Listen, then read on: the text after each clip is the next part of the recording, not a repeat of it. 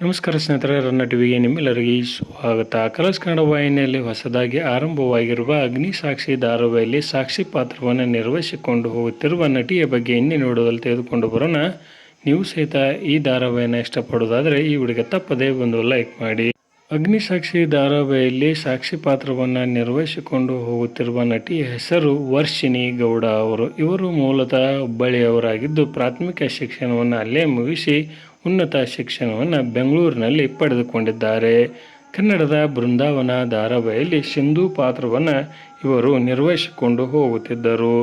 ತದನಂತರ ಜಿ ತೆಲುಗಿನಲ್ಲಿ ಜಯಂ ಧಾರಾವಾಹಿಯಲ್ಲಿ ಇವರು ನಾಯಕಿಯಾಗಿ ಕಾಣಿಸಿಕೊಂಡಿದ್ದಾರೆ.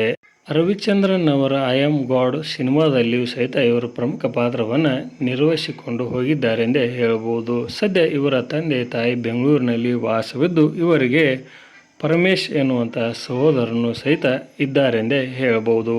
ವರ್ಷಿಣಿ ಗೌಡ ಅವರು ಡಿಜಿಟಲ್ ಕ್ರಿಯೇಟರ್ ಆಗಿಯೂ ಸಹಿತ ಕೆಲಸವನ್ನು ನಿರ್ವಹಿಸುತ್ತಿದ್ದಾರೆ. ಇವರಿಗೆ ಸದ್ಯ 23 ವಯಸ್ಸಾಗಿದ್ದು ನಟನಾ ಕ್ಷೇತ್ರದಲ್ಲಿ ತಮ್ಮನ್ನು ತಾವು ತೊಡಗಿಸಿಕೊಂಡಿದ್ದಾರೆಂದೇ ಹೇಳಬಹುದು. ಅಗ್ನಿ ಸಾಕ್ಷಿ ಧಾರಾವಾಹಿಯಲ್ಲಿ ಇವರ ನಟನೆ ಹೇಗಿದೆ ಎಂಬುದನ್ನು ತಪ್ಪದೇ ಕಮೆಂಟ್ ಬಾಕ್ಸಲ್ಲಿ ತಿಳಿಸಿ. ಧನ್ಯವಾದಗಳು. ನಮಸ್ಕಾರ. ಶುಭ ದಿನ.